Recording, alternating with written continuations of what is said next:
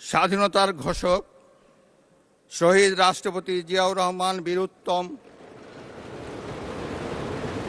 স্বাধীনতা এবং মুক্তিযুদ্ধের ইতিহাসের সকল নেতার অবদানকেও আমি শ্রদ্ধার সঙ্গে স্মরণ করছি। বাংলাদেশের 3 বারের নির্বাচিত সাবেক প্রধানমন্ত্রী ও বিএনপির সাবেক চেয়ারপারসন দেশনেত্রী বেগম খালেদা জিয়ার অবদানকে শ্রদ্ধার সঙ্গে স্মরণ করছি, যিনি দেশে সংসদীয় গণতন্ত্র প্রতিষ্ঠা করেছেন। গণতন্ত্র প্রতিষ্ঠার লড়াইয়ে প্রতিবার সামনের কাতারে থেকে আপোষহীন নেতৃত্ব দিয়েছেন। জনাব স্পিকার, বাংলাদেশের গণতন্ত্রের ইতিহাসে 2024 সালের জুলাই আগস্ট মাসে ছাত্র জনতার গণ অভ্যুত্থান একটি গুরুত্বপূর্ণ ঘটনা। কোটা সংস্কার আন্দোলন থেকে এক পর্যায়ে এটি ফ্যাসিবাদ বিরোধী আন্দোলনে রূপ নেয়।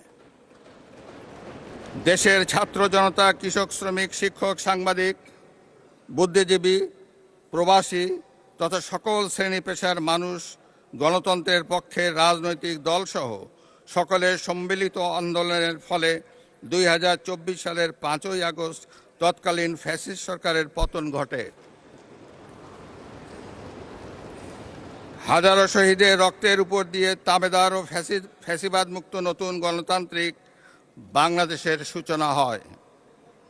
আমি 2024 সালের জুলাই আগস্ট ছাত্র জনতার গণ অভ্যুত্থানে শহীদ ও আহতদের এবং দীর্ঘ 1.5 দশকের ফ্যাসিবাদী শাসন আমলে গুম, খুন, বিচার বহির্ভূত হত্যাকাণ্ড এবং ফ্যাসিবাদ বিরোধী আন্দোলনে নির্যাতন ও নিপীড়নের শিকার সাধারণ মানুষ ও রাজনৈতিক দলের সদস্যবৃন্দকে কৃতজ্ঞতার সঙ্গে স্মরণ করছি, যাদের অসামান্য ত্যাগের মাধ্যমে বাংলাদেশ ফ্যাসিবাদ মুক্ত হয়ে গণতন্ত্রের পথে যাত্রা শুরু করেছে।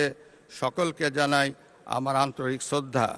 জনাব স্পিকার, 2024 সালের গণ অভ্যুত্থানের উদ্দেশ্য ছিল ফ্যাসিবাদের পতন ঘটিয়ে জনগণের সরাসরি ভোটে জনগণের কাছে জবাবদিহিমূলক সরকার গঠনের মাধ্যমে একটি বৈষম্যহীন ন্যায়ভিত্তিক গণতান্ত্রিক রাষ্ট্র এবং সমাজ বিনির্মাণ।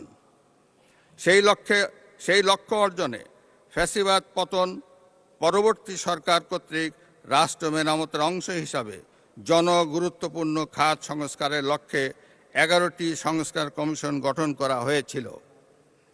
বর্তমান সরকারও করব কাজ, গড়ব দেশ, সবার আগে বাংলাদেশ, এই স্লোগানকে উপজীব্য করে দলীয় নির্বাচনে ইশতেহার ঘোষণা করেছিল। ইশতেহারে রাষ্ট্র ব্যবস্থার সংস্কারের গণতন্ত্র, জবাবদিহিতা ও সুশাসন এই 3টি বিষয়কে অগ্রাধিকার দেওয়া হয়েছে। তবে সরকারের সকল পরিকল্পনা বাস্তবায়নের জন্য প্রয়োজন কঠোর হস্তে দুর্নীতি নিয়ন্ত্রণ এবং আইন শৃঙ্খলা পরিস্থিতির উন্নয়ন। এই 2টি বিষয় নিয়ন্ত্রণে বর্তমান সরকার দৃঢ়তার সঙ্গে কাজ করছে। দেশে দুর্নীতি নিয়ন্ত্রণে বিএনপি সরকারের ট্র্যাক রেকর্ড রয়েছে। তৎকালীন আওয়ামী লীগ সরকারের বাংলাদেশকে দুর্নীতিতে চ্যাম্পিয়ন বানিয়ে 2001 সালের জুন মাসে ক্ষমতা থেকে বিদায় নিয়েছিল। 2001 সালের অক্টোবর মাসে পূর্ববর্তী সরকারের রেখে যাওয়া দুর্নীতিতে চ্যাম্পিয়ন বাংলাদেশের দায়িত্ব নিয়ে বেগম খালেদা জিয়ার নেতৃত্বাধীন সরকার দুর্নীতি দমনে কঠোর পদক্ষেপ গ্রহণ করে। এছাড়া দুর্নীতি প্রতিরোধের লক্ষ্যে দুর্নীতি দমন কমিশন আইন 2004 প্রণয়ন করে। এর ফলে বিশ্বে দুর্নীতিতে চ্যাম্পিয়ন হওয়ার কলঙ্ক থেকে বাংলাদেশ মুক্তি পায়। 2006 সালের অক্টোবর মাসে বিএনপি যখন রাষ্ট্র ক্ষমতা থেকে বিদায় নেয়, তার অনেক আগেই বিশ্বে দুর্নীতিতে চ্যাম্পিয়নের কলঙ্ক থেকে মুক্ত হয়ে বাংলাদেশ এশিয়ার ইমার্জিং টাইগার হিসাবে স্বীকৃতি পায়।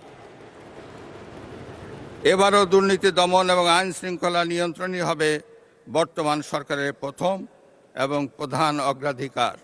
নারীর অর্থনৈতিক ক্ষমতায়ন নিশ্চিত করতে বর্তমান সরকার নানামুখী পদক্ষেপ গ্রহণ করেছে। এরই অংশ হিসাবে বর্তমান সরকার দেশের প্রতিটি পরিবারের নারী প্রধানের নামে ফ্যামিলি কার্ড ইস্যু করার কার্যক্রম চালু করেছে। প্রতিটি পরিবারে নারী প্রধানের নামে ফ্যামিলি কার্ড ইস্যু হলেও প্রথম পর্যায়ে প্রান্তিক ও নিম্ন আয়ের পরিবারগুলোকে আত্মনির্ভরশীল হতে ফ্যামিলি কার্ডের মাধ্যমে নগদ ২৫০০ টাকা কিংবা সমপরিমাণ প্রয়োজনীয় খাদ্য সহায়তা দেওয়া হবে। সরকার দরিদ্র বিমোচন, সামাজিক সুরক্ষা ও অন্তর্ভুক্তিমূলক উন্নয়নের উপর বিশেষ গুরুত্ব দিয়ে আসছে। দেশের প্রতিবন্ধী ব্যক্তি, বয়স্ক, বিধবা, স্বামী নিগৃহীতা, নারী, দুস্থ ও অসহায় জনগোষ্ঠীর জন্য সামাজিক নিরাপত্তা, মানব সম্পদ উন্নয়ন ও পুনর্বাসনমূলক কার্যক্রমের আওতায় ১,৩০,০০,০০০-এরও বেশি মানুষ উপকৃত হচ্ছেন। সাবেক প্রধানমন্ত্রী মরহুমা বেগম খালেদা জিয়া সরকারের সময় মেয়েদের অবৈতনিক শিক্ষা চালু করা হয়েছিল। একই ধারাবাহিকতায় দেশে নারী শিক্ষার প্রসারে দ্বাদশ শ্রেণী পর্যন্ত মেয়েদের শিক্ষা অবৈতনিক এবং স্নাতক পাস ও সমমান অর্থ পর্যন্ত উপবৃত্তি কার্যক্রম চালু রয়েছে। একই ধারাবাহিকতায় বর্তমান সরকার নারীদের জন্য স্নাতকোত্তর পর্যায়েও অবৈতনিক শিক্ষার সুযোগ সৃষ্টির পরিকল্পনা গ্রহণ করেছে। পরিবেশ দূষণ ও জলবায়ু পরিবর্তনের অভিঘাত মোকাবেলায় সরকার নিরলসভাবে কাজ করে যাচ্ছে। বর্তমান সরকার আগামী ৫ বছরে স্বেচ্ছাশ্রম ও সরকারি উদ্যোগে সারা দেশে ২৫ কোটি বৃক্ষরোপণ ও সবুজ কর্মসংস্থানের সৃষ্টি কাজ শুরু করেছে। পার্বত্য চট্টগ্রাম অঞ্চলের উন্নয়ন ও নিরাপত্তার ক্ষেত্রে শহীদ রাষ্ট্রপতি জিয়াউর রহমানের ভূমিকা ছিল অপরিসীম। তিনিই প্রথম পাহাড়ি জনগোষ্ঠী ও সরকারের মধ্যে চলমান সংঘাত নিরসনের জন্য শান্তির উদ্যোগ গ্রহণ করেন এবং উন্নয়নের ধারা অব্যাহত রাখেন। জনাব স্পিকার, ফ্যাসিবাদ মুক্ত বাংলাদেশে বর্তমান সরকারের পররাষ্ট্রনীতির মূল দর্শন সবার আগে বাংলাদেশ।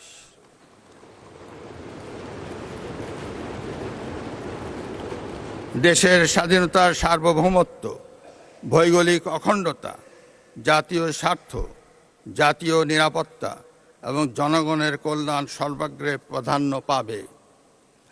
সকল রাষ্ট্রের সঙ্গে সমতা, ন্যায্যতা, বাস্তবধর্মী পারস্পরিক স্বার্থের স্বীকৃতি ভিত্তিক এবং আন্তর্জাতিক বিধিবিধান অনুযায়ী দ্বিপাক্ষিক ও বহুপাক্ষিক সম্পর্ক প্রতিষ্ঠা নীতি অনুসৃত হবে।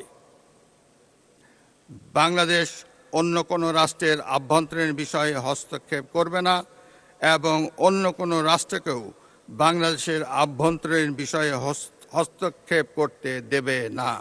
নবগঠিত সরকারের সামনে দারিদ্র্য বিমোচন, দুর্নীতি দমন ও আইন শৃঙ্খলা নিয়ন্ত্রণই বিরাট চ্যালেঞ্জ।